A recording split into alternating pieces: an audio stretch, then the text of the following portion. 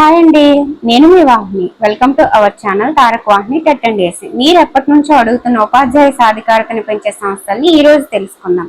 Already మనము పిఐఏకి సంబంధించి first chapter ని పర్ఫెక్ట్ గా కంప్లీట్ చేసుకున్నాం. సెకండ్ చాప్టర్ లో స్టార్టింగ్ అంశాలని చెప్పుకున్నాం. ఇది సెకండ్ చాప్టర్ లోని రిమైనింగ్ అన్నమాట. ఉపాధ్యాయ సాధికారతను పెంచే సంస్థలు అవేంటి అంటే ఎన్సీఆర్టీ, ఎన్సిటిఈ, ఎస్సీఆర్టీ, సైటు, సిసిఆర్టీ, సిఐఈటి, ఇలా చాలా ఉన్నాయి కదా. సో వాటన్నిటిని ఈరోజు మనం తెలుసుకుందాం. వీడియోని చివరి వరకు చూడండి. వీడియో నచ్చితే ఖచ్చితంగా లైక్ చేయండి. అలాగే ఈ పిఐఈ మీద ఖచ్చితంగా మనం సండే వీక్లీ టెస్ట్ లో కూడా పిఐఈని యాడ్ చేసుకున్నాం. ఓకే.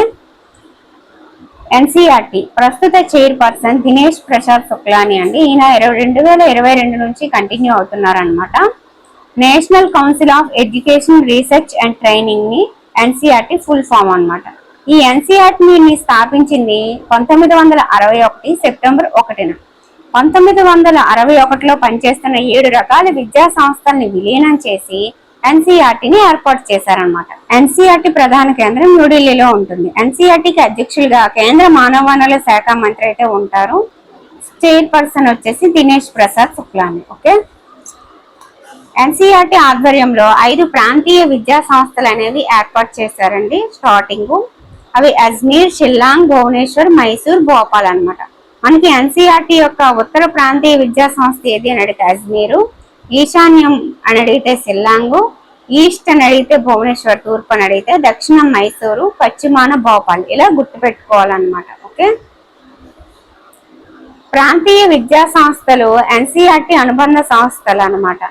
ఎన్సీఆర్టీ అనుబంధ సంస్థలు ప్రాంతీయ విద్యా సంస్థలు. వీటిని ఇంగ్లీష్ లో ఆర్ఐఏ అంటారు. ఆర్ఐఏ అంటే regional institute of education.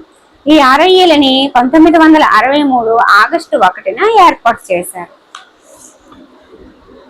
NCERT విధులు ఏంటంటే విద్యా సంబంధ అంశాలపై ప్రత్యేక అధ్యయనాలు అండ్ ఫలితాలను తెలియజేయడం, పాఠశాల విద్య మరియు ఉపాధ్యాయ విద్యలో పరిశోధనలు నిర్వహించడం, ప్రోత్సహించడం. ఆర్ఐఈలో 6వది కూడా ఉంది, రీసెంట్ గా వచ్చింది, దాని గురించి తెలుసుకుందాం. ఓకే. ఇవి అయిపోయాక టిఎల్ఎం పరికరాలు, నమూనాలను తయారు చేయడం, ఎన్టీఎస్సి అంటే నేషనల్ టాలెంట్ సెర్చ్ ఎగ్జామినేషన్ ని నిర్వహించి స్కాలర్షిప్లు ఇవ్వడం, రాష్ట్రాలకి విషయ ప్రణాళికలు, టెక్స్ట్ బుక్స్ అండ్ ప్రశ్నాపత్రాల తయారీలు సలహాలు ఇవ్వడం, సిబిఎస్ఈ సిలబస్ కి సంబంధించిన పాఠ్య పుస్తకాల్ని 1వ తరగతి నుండి 12వ తరగతి వరకు ఇంగ్లీష్ మరియు హిందీ భాషల్లో ముద్రించడం, ఉపాధ్యాయులకు వృత్యంతర శిక్షణ కార్యక్రమాలు, ఉత్తమ ప్రతిభ కలిగిన ఉపాధ్యాయులకు నవకల్పన అవార్డు ఇస్తుందన్నమాట. ఈ సంస్థ మైక్రో టీచింగ్ పై కూడా ప్రయోగాలను నిర్వహిస్తుంది. ఇది ఎన్సీఆర్టీ విధులు అన్నమాట. నెక్స్ట్ 6వ ప్రాంతీయ విద్యా సంస్థ అని చెప్పాను కదా, అది ఆర్ఐఏ నెల్లూరులో ఏర్పడింది. ఇది 2016 డిసెంబర్ 27న అప్పటి మానవ వనరుల శాఖ మంత్రి ప్రకాష్ జావదేకర్ శంకుస్థాపన చేశారనమాట. దీని పరిధిలోకి ఏపీ, తెలంగాణ, తమిళనాడు ఈ రాష్ట్రాలన్నీ కూడా, పాండిచ్చేరి రాష్ట్రాలన్నీ కూడా వస్తాయి. ఇది 6వది అనమాట. ఓకే. దీనికి శంకుస్థాపన చేసింది ప్రకాష్ జావదేకర్. ఓకే. 1997లో ఎన్సీఆర్టీ ఉపాధ్యాయుల వృత్తి ప్రవర్తన నియమావళిని కూడా ప్రకటించిందని, దానిలో 30 అంశాలు 6 రంగాల్లో వివరించారు. దానికి ఒక పీఠిక కూడా ఉందని చెప్పి మీకు ప్రీవియస్ క్లాస్ లో చెప్పినట్టున్నాను. ఒకవేళ చెప్పకపోతే నోట్ చేసుకోండి. ఓకే. ఇది ఎన్సీఆర్టీ కోసం పూర్తి సమాచారం అన్నమాట. ఇప్పుడు NCTE national council for teacher education అని ఫుల్ ఫామ్. ఇది 1973లో ఎన్సీఆర్టీలో భాగంగా ఏర్పాటు చేశారు. 1973లో ఏర్పాటు చేసినప్పటికీ 1993 వరకు కూడా దీనికి చట్టబద్ధత లేదనమాట. 1993లో చట్టబద్ధత వచ్చిన తర్వాత ఇది పనిచేయడం స్టార్ట్ చేసింది. స్వయం ప్రతిపత్తి హోదా వచ్చింది మాత్రం 1995 ఆగస్టు 17న. సో దీని వరకు అయితే మనకి 3 డేట్స్ గుర్తు పెట్టుకోవాలన్నమాట. ఎన్సిటిఈ ప్రాంతీయ కేంద్రాలు వచ్చేసి జైపూర్, భువనేశ్వర్, బెంగళూరు, భోపాల్ అండి. అసలు ఉపాధ్యాయ విద్యలో అత్యున్నత సంస్థ అంటే ఎన్సిటిఈ అనమాట. అంటే మనకి ఫస్ట్ ఎగ్జామ్ లో క్వశ్చన్ అనేది ఉపాధ్యాయ విద్య, ఉపాధ్యాయ శిక్షణ సంస్థ, ఉపాధ్యాయ ఉద్యోగ నియామకాలు ఇలాంటి అంశాలతో బిట్ వచ్చిందంటే మనం ఖచ్చితంగా ఎన్సిటిఈ అని పెట్టేసుకోవచ్చు. ఈ ప్రాంతీయ కేంద్రాలు కూడా మనకి భోపాల్, భువనేశ్వర్ సేమ్ ఉంటాయి ఎన్సీఆర్టీకి, ఎన్సిటిఈకి.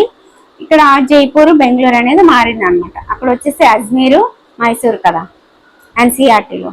దక్షిణ బెంగళూరు పరిధిలోకి ఏపీ వస్తుంది. ఎన్సిటిఏ కేంద్ర కార్యాలయం వచ్చేసి న్యూఢిల్లీ అండి. ఇప్పుడు ఎన్సిటిఏ విధులు చూద్దాం. ఉపాధ్యాయ ఉద్యోగ నియామక పరీక్ష ప్రమాణాలను నిర్ణయించడం అంటే మనం ఏదైతే రాస్తున్నామో ఎగ్జామ్ అనేది దాని ప్రమాణాలను నిర్ణయించేది ఎన్సిటిఏ అన్నమాట. ఉపాధ్యాయ శిక్షణా సంస్థల అనుమతికి గుర్తింపు వాటి ఏర్పాటుకు ప్రమాణాలను రూపొందించడం కూడా ఎన్సిటిఏ చేస్తుంది అన్నమాట. ఉపాధ్యాయ ఉద్యోగ నియామకానికి కావాల్సిన అర్హతలను కూడా నిర్ణయిస్తుంది. ఉపాధ్యాయులకు వృత్తి పూర్వ అండ్ వృత్యంతర శిక్షణ కార్యక్రమాలు నిర్వహిస్తుంది. మనకి చాలా సంస్థల్లో మనకు వృత్యంతర శిక్షణ అనే వర్డ్ వినిపిస్తూ ఉంటుంది. వృత్తి పూర్వ అండ్ వృత్యంతర శిక్షణ కార్యక్రమాలు అనేది ఎన్సిటిఏ చేస్తుంది అనమాట. ఉపాధ్యాయ విద్య కోసం పాఠ్య ప్రణాళికలను కూడా రూపొందిస్తుంది. ఇది ఎన్సిటిఏ కోసం పూర్తి సమాచారం. ఓకే, ఇప్పుడు మనం ఎస్సీఆర్టీ చూద్దాం. ఎస్సీఆర్టీ ఏంటంటే ఏదైతే మనకి కేంద్రంలో ఎన్సీఆర్టీ ఉందో అది చేసే పనిని రాష్ట్రంలో ఎస్సీఆర్టీ చేస్తుంది అనమాట. ఎస్సీఆర్టీ అంటే state council of educational research and training full form.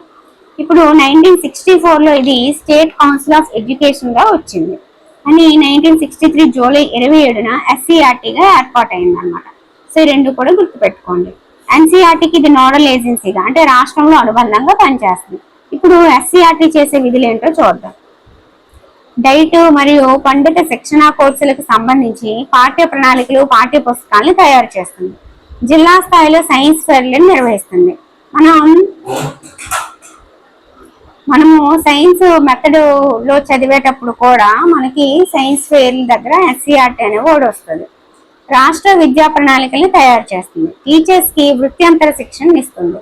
ప్రశ్నాపత్రాల రూపకల్పన కూడా చేస్తుంది. ఇది ఎస్సీఆర్టీ చేసే విధులు అనమాట రాష్ట్రంలో. అలాగే సిసిఆర్టీ అనేది ఉంటుంది. మరి ఏంటి సిసిఆర్టీ అంటే centre for cultural resources and training అన్నమాట. ఇది 1979 మేలో స్థాపించారు. దీని ప్రధాన కార్యాలయం కూడా న్యూఢిల్లీలోనే ఉంది.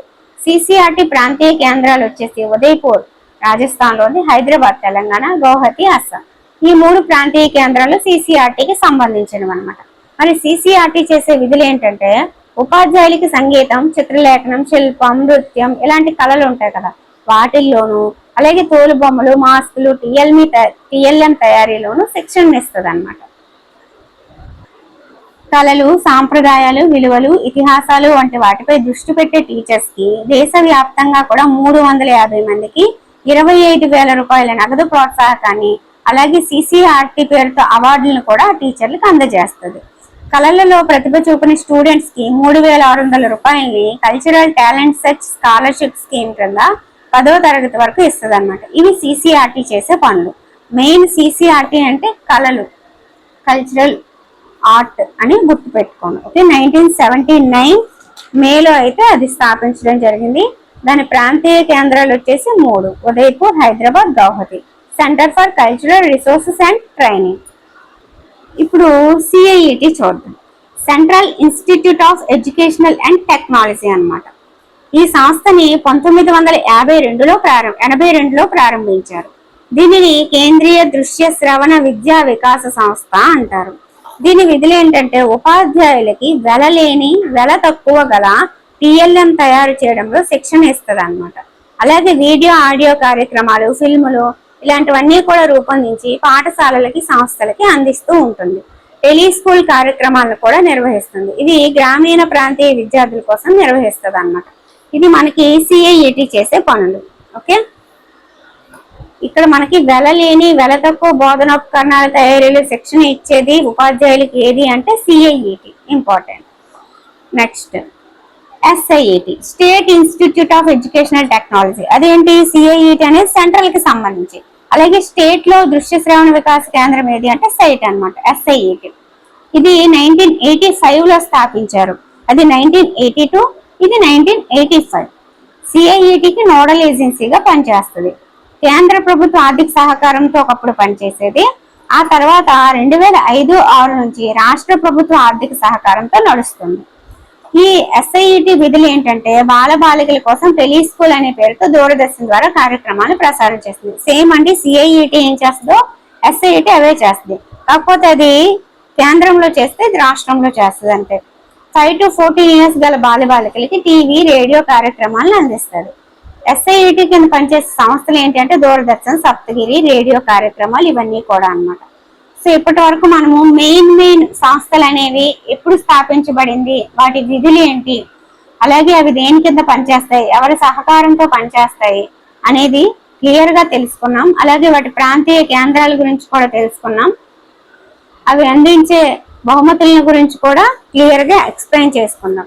నెక్స్ట్ ఇంకా మనకి ఎస్ఆర్సి అని, ఎంఆర్సి అని, డైట్ అని, ఏఐసిటిఈ అని, ఈఎఫ్ఎల్యు అని ఇలా ఒక 10 రకాలు ఇంకా చిన్న ఉన్నాయన్నమాట. వాటికి ఇంత పెద్ద ఇన్ఫర్మేషన్ అయితే ఉండదు, కానీ అవి కూడా తెలుసుకోవాలి. సో వాటన్నింటినీ కూడా మనం నెక్స్ట్ వీడియోలో తెలుసుకుందాం. ఈ వీడియో మీ అందరికీ నచ్చిందని అనుకుంటున్నాను. చాలా యూస్ఫుల్ ఇన్ఫర్మేషన్ ని అతి తక్కువ సమయంలో మొత్తం సమాచారాన్ని సేకరించి మీకు సులభంగా క్లుప్తంగా అందించగలిగాలని అనుకుంటున్నాను. ఓకే, థ్యాంక్ యూ అండి.